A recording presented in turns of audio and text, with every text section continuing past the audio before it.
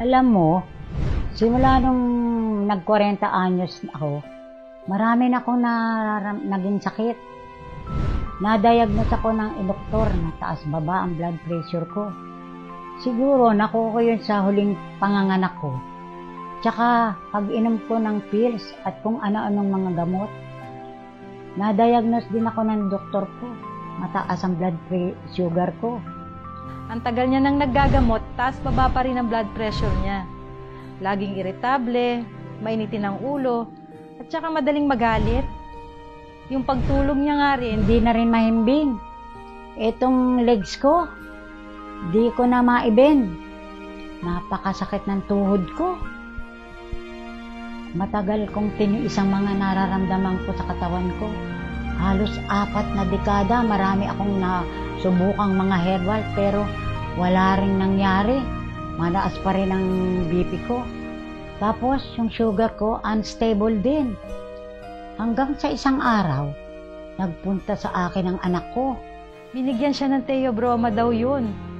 Hirap na hirap pa nga niya sabihin yung Theobroma. Hindi niya talaga masabi. Ayun, tinuro sa kanya kung paano inumin at timplahin. Tapos, naiinis pa. Ang dami raw procedure bago mainom. Pagkatapos kong inumin ng isang bote, after ilang minuto lang, hindi ko maipaliwanag ang pakiramdam ko. Bigla akong guminhawa. Gumaan ang pakiramdam ko. Maghapon akong gawa sa bahay. Di ko na mamala ng oras at hindi rin ako napapagod maghapon. Tinanong ko ang anak ko. Ano daw meron doon sa Theobroma? Basta sinabi ng kuya ko sa kanya, magno-normalize na daw lahat sa mami ko. May magic daw doon sa Theobroma. Ang sabi ng anak ko, manonormalize daw lahat sa katawan ko na may magic daw doon sa Theobroma. Simula nun, araw-araw akong uminom ng Theobroma. Nag-normal na lahat. Yung taas-baba ng BP ko, naging normal na rin. 84 na ako.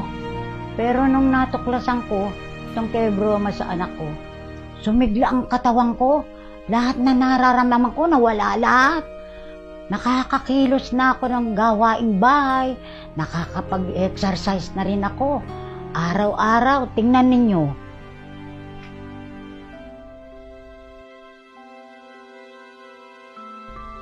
Di ko na nagagawa ito noon Ang blood pressure ko nag-normal na.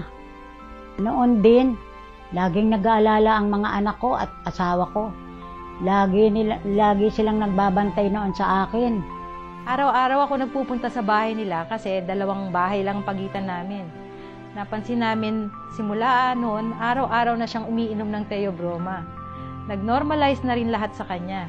Hindi na taas-baba ang blood pressure niya. Ang blood sugar niya, normal na rin. Imagine, 84 years old na siya. Nakakapagsimba pa, nakakapunta kung saan-saan. Grabe talaga nung natuklasan niya yung Theobroma ni Kuya. Sa tulong ng Theobroma Cacao kay Ma'am Carolina Ducusin, nailagay sa tamang level ang kanyang blood sugar at blood pressure. Bukod dyan, napapanumbalik din ang enerhiya at kalakasan ng kanyang katawan.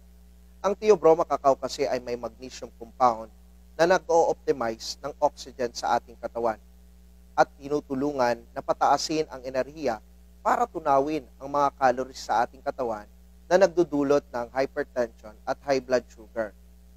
Now, Theobroma Cacao kasi has a several proposed salutogenic effect including neuroprotective anti-inflammatory na tumutulong kay Ma'am Carolina na mabawasan yung level ng pain na nararamdaman niya. Dahil naman sa epicatechin monomers na taglay ng Theobroma ay natutulungan na mag-release ng maraming insulin ang kanyang katawan. Tinutulungan ng insulin na makapasok ang glucose sa body cells para sa halip na kumapit pa ito sa dugo at mai-convert lamang ito into energy. May mga pasyente na hypertensive, diabetic, mataas ang kolesterol, may rheumatoid arthritis, etc. All of them, yung mga ganyang pasyente, masama ang lagay. Hindi lang lagay, katawan, kundi the mood, bagsak. Depressed, grabe. Irritable, oh my God. Especially matanda na. What I noticed sa pag-aaral, pag binigyan ng tea cacao or Theobroma cacao, it will actually reverse that problem of good mood, okay na. Madidepress, mababawasan. Irritable, masaya na. Energetic pa. Kasi po, yung pong Theobroma cacao ay papasok mismo sa cells natin. So why do I say that? Remember, pag tayo po ay meron kinakain, kahit anong pagkain, pasaway na pagkain o healthy food, these are all taken by your cells. Remember, every time you eat, pinapakain mo sino? Yung tiyan mo? Yung intestine mo, yung stomach mo, kasi gutom ka? Come on. Ang pinapakain mo, yung cell mo. Not only that. You feed your cells with the right food. You feed yourself, please lang po, wag pasaway. Wag maalat, matamis, mamantika, unlimited diet. Don't do that. Cellular nutrition, gustong-gusto po yan ng cells ninyo. If you have the right kind of food, prutas o gulay, or food supplement na tama, matutuwa po ang cells mo. Magpapalakpakan po yan sila. Okay? Again, what does tea cacao do? Kung yan ang iyang isa sa mga pagkain mo, remember, ang tea cacao po ay pagkain.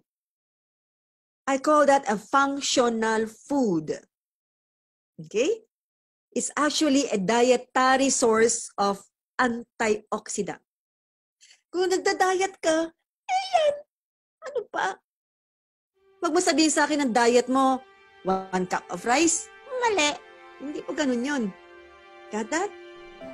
Alam ninyo, siguro, kung hindi ako nabigyan ng Theobroma ng anak ko, baka di na ako umabot sa edad na ito. Baka lantang gulay na ako ngayon. Siguro, kung hindi siya nabigyan ni Kuya ng Theobroma, baka puro sakit na inabot niya. Ito lang ang masasabi ko sa inyo. Kaya kayong mga may karamdaman, huwag kayong mawawala ng pag-asa. Tignan ninyo ko, 84 na ako, pero wala akong nararamdaman kahit ano ngayon. Nagpapasalamat ako una sa Panginoon, pangalawa sa Theobroma. Salamat Theobroma! Masaganang buhay!